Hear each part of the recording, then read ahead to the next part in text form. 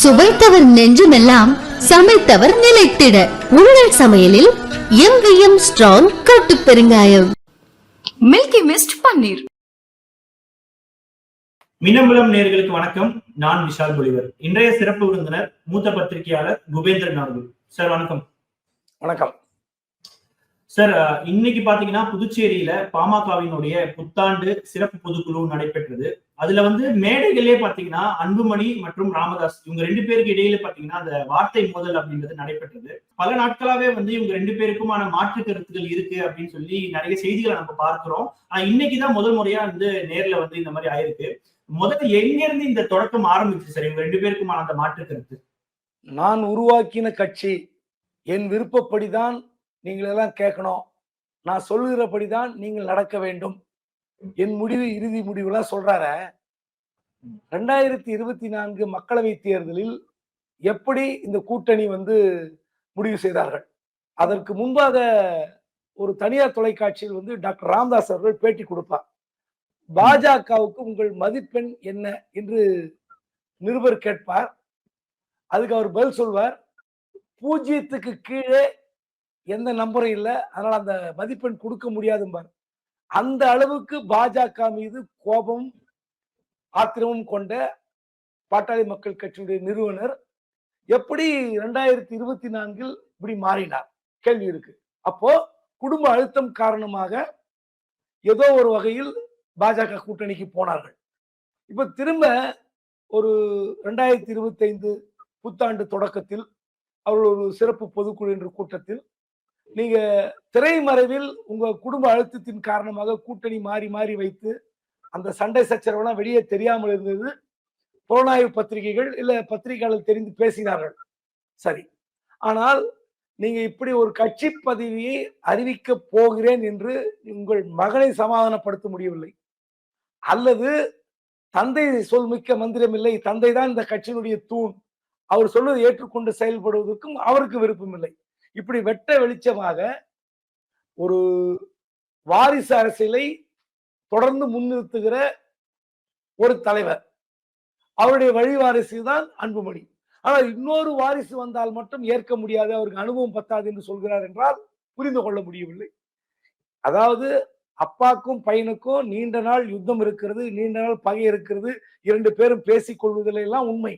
ஆனால் மாநில இளைஞரணி தலைவர் பதவியை ஒருவருக்கு அறிவிக்கும் போது மட்டும் எப்படி அன்புமணி சகித்துக் கொள்ள முடியவில்லை என்றுதான் புரியல. குறிப்பா ஏற்கனவே பாத்தீங்கன்னா வாரிசு அரசியல் விமர்சனம் பாமகவை நோக்கி வரும்பொழுது இப்போ கட்சியில சேர்ந்து 4 மாசம் தான் ஆகுது, அதுக்குள்ளேயே இந்த பொறுப்பா அப்படின்றது அன்புமணியோட ஒரு கேள்வியா இருக்கு. நியாயமான கேள்வி. 2004 மக்களவை தேர்தலுக்கு முன்பாக கட்சியில் எந்த மாதம் இணைந்தார்? அந்த தேதி ஞாபகம் இருக்கா உங்களுக்கு? இல்ல சார். அன்புமணி அவர்கள் 2004 MP தேர்தலில் நின்று மத்திய சுகாதாரத்துறை அமைச்சராக வருகிறார். அப்ப பாட்டாளி மக்கள் கட்சியில் எப்போது இணைந்தார் என்ற ஒரு தேதி இருக்கும்ல.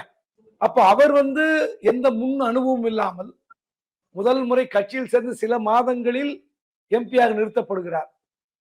அதன் பிறகு நிறுத்தப்பட்டது மட்டுமல்ல, ஒரு கேபினட் அந்தஸ்து மந்திரியாக வருகிறார். எப்படி, என்ன முன் அனுபவம் கிடைத்தது அவருக்கு? அதாவது உங்களுக்கு பிடிக்காத ஒருவரை கட்சியில் கொண்டு வந்தால் உங்களால் ஏற்க முடியவில்லை. அதுவும் இந்த கட்சியை வளர்த்து ஆளாக்கியவர் உங்கள் தந்தை. இந்த சண்டைய பொது மேடையில எதுக்கு நீங்க காட்டுறீங்க? அறிவித்த பிறகு நீங்கள் அதை வாபஸ் பெறுகிற சக்தி உங்கள்கிட்ட இருக்கு. ஏனென்றால் ஒவ்வொரு முறையும் கூட்டணி நான் தான் முடிவு செய்வேன் என்று சொல்வார் ராமதாஸ். கடைசியில் மகனின் ஆசைப்படித்தான் கூட்டணி முடிவாகி இருக்கிறது 2014 இருந்து. அப்படி இருக்கும்போது அவர் அறிவித்து விட்டு போட்டுமே, வயதானவர், கட்சியை தோற்றுவித்தவர், அறிவித்து போட்ட பிறகு நீங்க எப்படி இருந்தாலும் முடிவை மாத்துங்க, உங்களுக்கு தான் தலைவர் பதவி இருக்கு, வீட்டோ பவர் இருக்கு. அப்படி இருக்கும்போது உங்களுக்கு என்ன பிரச்சனை? எதுக்கு உங்க தந்தை கிட்ட இப்படி முரண்? ஆனா சார், குறிப்பா பார்க்கும் பொழுது அரசியல் வட்டாரத்தில் நம்மளே விவாதிக்கிற விஷயம் என்னன்னா, ராமதாஸ் அவர்களுடைய இறுதி ஆசை அப்படின்றது அவருடைய மகனை மத்திய அமைச்சர் ஆக்கணும் அப்படின்றத நம்ம எல்லாருமே பொதுவெளியில பேசிட்டு இருந்தோம். அப்படி இருக்கக்கூடிய சூழல்ல எதனால அன்புமணிக்கு இப்போ தலைவர் பதவி கொடுத்ததும் அவருடைய விருப்பத்தின் பேர்ல தான், எதனால ஒரு பின்னாடி ஒரு கயிறை ஒரு குடிச்சுக்கிட்டு இருக்காரு? அதாவது கட்சியினுடைய மொத்த அதிகாரத்தையும் அன்புமணி எதிர்பார்க்கிறார், தவறில்லை. கட்சி தலைவர் என்ற முறையில் அவர் தான் எல்லாத்துக்கும் பொறுப்பானவர், அதிகாரம் மிக்கவர். நிறுவனருக்கு வந்து பாத்தீங்கன்னா எந்த அதிகாரம் கிடையாது. நிறுவனர் என்று போட்டுக் கொள்ளலாம், ஆனால் கட்டுப்பாடு வைத்திருக்கலாம், கட்சியை வந்து கண்ட்ரோல் எடுக்கலாம். ஆனால் அதிகாரமிக்க பதவி தலைவர் பதவி. அந்த பதவி ஜி.கே. மணி வைத்திருக்கும் போது எந்த பிரச்சனையும் இல்லை, அவர் சொல்வதை கேட்டுக் கொண்டிருந்தார். ஆனால் ஒரு மகன் என்ற முறையில் அந்த கட்சி தலைவர் பதவியை தன் மகனுக்கு கொடுக்கும் போது அந்த முழு அதிகாரத்தை சுவைக்க முடியும் என்ற கோபம் இருக்கலாம். ஆனால் ராமதாஸ் உயிரோடு இருக்கும் போதே அவர் இப்படி முரண்பட்டு நிற்பது அவருக்கு தான் பலவீனம். என்ன கேட்கிறேன், நீங்க ஒட்டு மொத்தமாக இந்த கட்சியை அன்புமணி வசம் ஒப்படைப்பதற்கு டாக்டர் ராமதாஸுக்கு விருப்பமில்லை என்று தெரிகிறது. காரணம், அன்புமணியுடைய மனைவி ராமதாஸருடைய மருமகள் அரசியலுக்கு வந்து விட்டார். அப்புறம் பாத்தீங்கன்னா அவருடைய மகள்கள் பிரச்சாரத்துக்கு வருகிறார்கள். அப்போ ஒட்டு மொத்தமாக இந்த கட்சி என்பது அன்புமணி வசம் போய்விடுகிறது. அப்போ மூத்த மகள் அவர் கேட்டிருக்கலாம், எங்களுடைய குடும்பத்துக்குலாம் இந்த கட்சியில வந்து பாத்தியம் இல்லையா, வழி இல்லையா, பங்கு இல்லையா, எங்க குடும்ப வாரிசுகளுக்கு இந்த கட்சியில் பதவி இருக்குமா இருக்காதா என்று கேட்டிருக்கலாம். சோ ஏகபோகமாக அன்புமணி இந்த கட்சியை கையில் எடுத்துக் கொள்ளக்கூடாது என்று அவர்கள் குடும்ப உறுப்பினர்களே வந்து நினைத்து முகுந்தன் பரசுராமனை கொண்டு வந்திருக்கலாம். இதுல என்ன பிரச்சனைனா, இப்படிப்பட்ட அறிவிப்பு வந்திருக்கிறது. இப்ப மேடையில் வந்து சண்டை போட்டுக் கொண்டார்கள், வெளியே போயிருக்கிறார். பனையூரில் ஒரு தனி கட்சி அலுவலகம் வைத்திருக்கிறேன், வாருங்கள் என்று அழைக்கிறார். அதன் பிறகு சொல்கிறார், கட்சியில் விருப்பமில்லாத வெளியே போகின்றார். எனக்கு தெரிந்து உண்மையில் இவங்க 2 பேருக்கு சண்டை இருக்கு, நான் இல்லைன்னு மறுக்கல. ஆனால் இவர்கள் வந்து இணைவதற்கு அதிக வாய்ப்பு இருக்கிறது, சமாதானம் ஆவதற்கு அதிக வாய்ப்பு இருக்கிறது. ஏதாவது ஒரு புள்ளியில் சமாதானம் ஆகிவிடுவார்கள். ஆனால் அன்புமணியை பகைத்து கொண்டு முகுந்தன் பரசுராமனால் மாநில கட்சி தலைவராக இருக்க முடியுமா, இளைஞரணி தலைவராக நீடிக்க முடியுமா, அந்த கேள்வி இருக்குது. ஏனென்றால் ராமதாஸ் அறிவிக்கிறார், எங்கப்பா முகுந்தன் கேட்கிறார், முகுந்தன் மேடைக்கு வர மறுக்கிறார், இல்ல இருந்தாரு காணுங்கிறாங்க.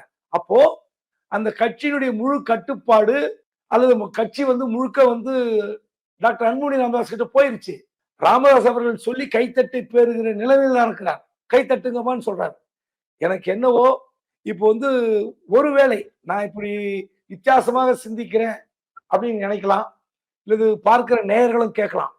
இப்போ வந்து அடுத்து யார் தலைவராக, இளைஞரணி தலைவராக வருவது என்ற பிரச்சனையில் மகன் அன்புமணிக்கு பிடித்த ஒரு நபரை கூட கொண்டு வருவதற்கு ராமதாஸ் முன் வந்திருக்கலாம். ஆனால் இப்படி ஒரு வாரிசை கொண்டு வரும்போது கட்சியில் என்னங்க, தருமபுரியில வந்து சௌமியா அன்புமணி ஏற்கனவே எம்பியாக இருக்கிறார் வந்து அன்புமணி, திரும்ப மீண்டும் இளைஞரணி பதவிக்கு உங்க வீட்டு வாரிசு தானா, வேற யாரும் இல்லையான்னு யாராவது ஒரு குரல் கொடுத்து விட்டால் அந்த பிரச்சனையை சமாளிக்க முடியாது என்று இப்படி நாம் வந்து பேசிக் கொள்ளலாம், 2 பேரும் வந்து சண்டை போட்டுக் கொள்வது போல் நம்ம போட்டுக் கொள்ளலாம், நீங்க மேடையிலிருந்து வாக் அவுட் செய்து கொள்ளலாம். பிறகு ஒரு முடிவுக்கு வந்து கட்சி நிர்வாகிகள் எல்லோரும் ஒன்று சேர்ந்து நாங்கள் முகுந்தன் பரசுராமனை ஏற்றுக்கொள்கிறோம் அப்படி என்று அன்புமணியையும் உங்களையும் சமாதானப்படுத்தி மீண்டும் ஒரு வாரிசு அரசியலுக்கு தயாராகிறார்களா தெரியவில்லை. என் சந்தேகம், என் யூகத்தின் கட்சி நலனை கருதி இந்த முடிவை நாங்க எடுக்கிறோம் அப்படின்னு அறிவிக்கிறதுக்கான வாய்ப்புகள் இருக்கு இல்லையா? அதாவது இந்த முடிவை டாக்டர் ராமதாஸ் வந்து வாபஸ் பெறுவாரா தெரியாது, இந்த முடிவை ஏற்றுக்கொள்வாரா அன்புமணி தெரியாது. ஆனா ஒரு கட்டத்தில் சமாதானமானால் இந்த முகுந்தன் பரசுராமன் தலைவராக நீடிக்கணும் இளைஞரணிக்கு, இல்லை என்றால் வேறு ஒருத்தர் நியமிக்கப்படும். இது 2மே நடக்குமான்னு தெரியல. ஏன்னா ஒரு உண்மையிலே வந்து காந்திமதி அன்புமணிக்கு சகோதரி மட்டுமல்ல, சம்பந்தியும் கூட. ஏன்னா மூத்த மகளை காந்திமதியினுடைய 2வது மகனுக்கு பிரித்திவனுக்கு கட்டி கொடுத்திருக்கிறார். முகுந்தனுடைய அண்ணன் தான் பிரித்திவன். அப்படி இருக்கும்போது இவங்களுக்குள்ள எப்படி சண்டை வரும், எப்படி பகை வரும்னு தெரியல.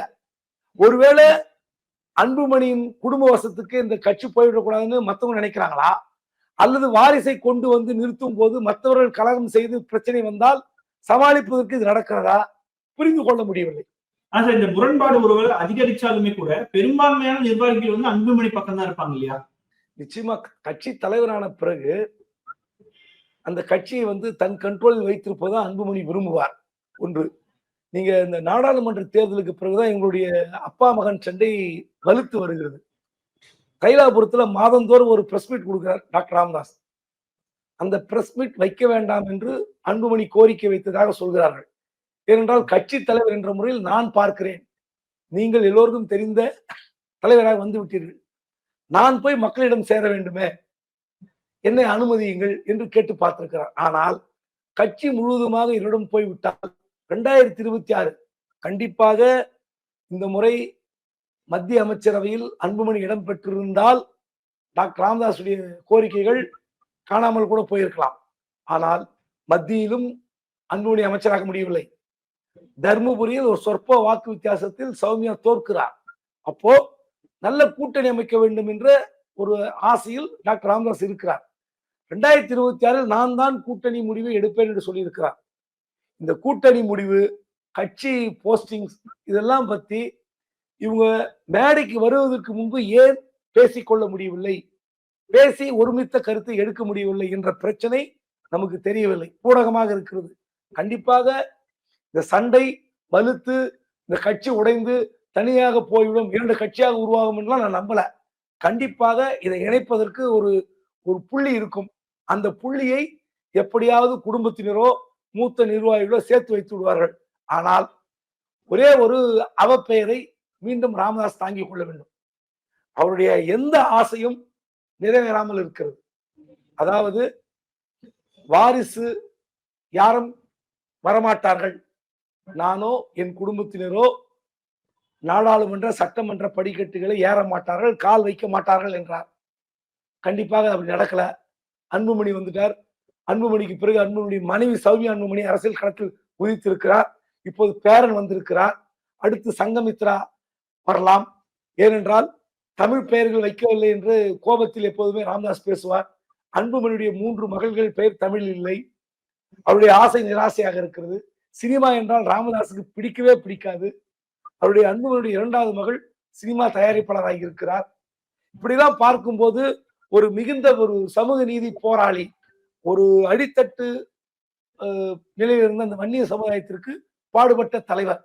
அவர் சில வழிமுறைகளை தேர்ந்தெடுத்தது ஒன்று விமர்சனத்திற்கு உள்ளாகலாம். ஆனால் ஒரு சமுதாயத்தை தூக்கி நிறுத்துவதற்கு ஒரு பெரிய தூண். அவர் கட்சியில் பல பேர் விலகி சென்றார்கள், தேடி வந்தார்கள், இணைந்தவர்கள் பிரிந்தார்கள், பிரிந்தவர்கள் இணைந்தார்கள். இதையெல்லாம் தாங்கிக் கொண்டு இந்த கட்சியை இத்தனை வருடம் நடத்தி கொண்டிருக்கிறார். 1990 இதுவரை நடத்தி கொண்டிருக்கிறார்.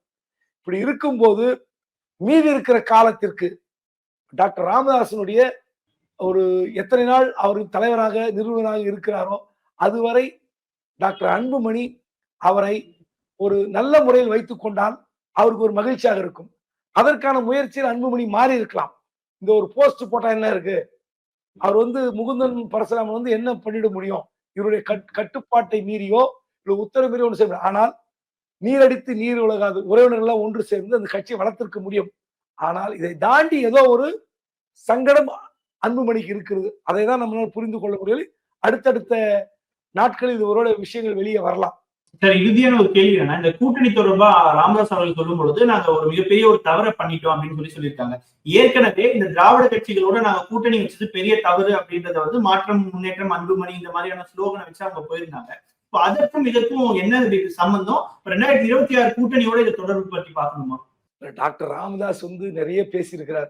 திராவிட கட்சியுடன் கூட்டணி இல்லை, தேசிய கட்சியுடன் கூட்டணி இல்லைன்னு சொல்லியிருக்காரு. ஆனால் 2026 ஒரு நெருக்கடியான காலகட்டம். 2011 இருந்து தொடர்ச்சியாக பாட்டாளி மக்கள் கட்சியினுடைய எம்எல்ஏக்கள் எண்ணிக்கை குறைந்து வருகிறது. இந்த முறை சட்டமன்றத்தில் ஒரு இரட்டை இலக்கத்தில் அவர் உள்ளே நுழைய வேண்டும். அப்போதான் பாட்டாளி மக்கள் கட்சி அடுத்த ஒரு 20 ஆண்டுகளுக்கு துடிப்போடு இயங்க முடியும். அதற்கு அன்புமணி ராமதாஸ் என்ன திட்டம் வைத்திருக்கிறார் நமக்கு தெரியாது. டாக்டர் ராமதாஸ் என்ன முடிவு வைத்திருக்கிறார் தெரியாது. ஆனால் ஒன்று நிச்சயம், நீங்க திராவிட கட்சிகளுடன் கூட்டணி இல்லைன்னா சொல்ல முடியாது. ஏனென்றால் 2026 திமுக ஆட்சியை தொடரப் போகிறதா இல்ல அதிமுக வலிமையான கூட்டணி அமைத்து பிடிக்க போகிறதா தெரியாது. வலிமையான கூட்டணி அமைக்க வேண்டும் என்றால் அதிமுகவுக்கு ஒரே சான்ஸ் பாட்டாளி மக்கள் கட்சி வரணும். எனக்கு தெரிந்து எம்எல்ஏக்கள் நீங்கள் வெற்றி பெற வேண்டும் என்றால் திராவிட கட்சியோடு தான் கூட்டணி வைக்க வேண்டும். இந்த முறை 2026 நான் முடிவெடுப்பேன் என்று சொன்னது கண்டிப்பாக திராவிட கட்சிகளை நம்பித்தான் என்பதில் சந்தேகமே இல்லை. சோ ஓவரால் பார்க்கும் பொழுது டிசைடிங் ஃபேக்டர் அப்படின்றத தாண்டி அவங்களோட சர்வைவலுக்காக தான் 2026 நோக்கி அவங்க இருக்காங்கன்னு நம்ம எடுத்துக்கலாம் இல்லையா? வேற வழியே இல்லையே. நீங்க யோசித்து பாருங்க, பாஜகவுடன் கூட்டணி வைத்து எம்எல்ஏக்களை வெற்றி பெற முடியுமா?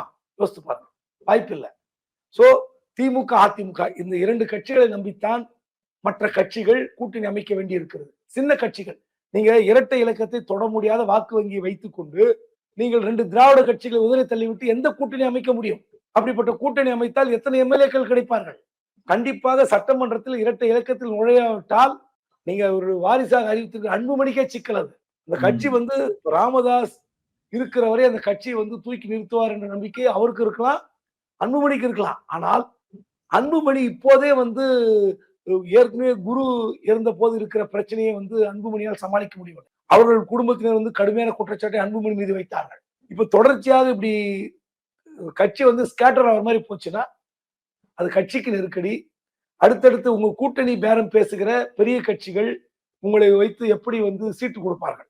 அதனால எனக்கு தெரிந்தவரை 2026 அதிகப்படியான வாய்ப்பு அதிமுக கூட்டணி போவதற்கு வாய்ப்பு இருக்கிறது. அந்த ராமதாஸ் எடுக்கிற முடிவு அன்புமணி ஏற்றுக்கொள்வார் என்று நான் நம்புகிறேன். நிச்சயமா சார், தொடர்ந்து பேசுவோம். மின்னம்பலம் நேயர்களுக்காக பல்வேறு கேள்விகளுக்கு மிக ஆழமாக பதில் சொன்னமைக்கு மிக்க நன்றி சார். நன்றி. சுவைத்தவர் நெஞ்சுமெல்லாம் சமைத்தவர் நிலைத்திட உங்கள் சமையலில் எங்கேயும் ஸ்ட்ராங் கட்டு பெருங்காயம். மில்கி மிஸ்ட் பன்னீர். மின்னம்பலம்.com தமிழின் முதல் மொபைல் பத்திரிகை.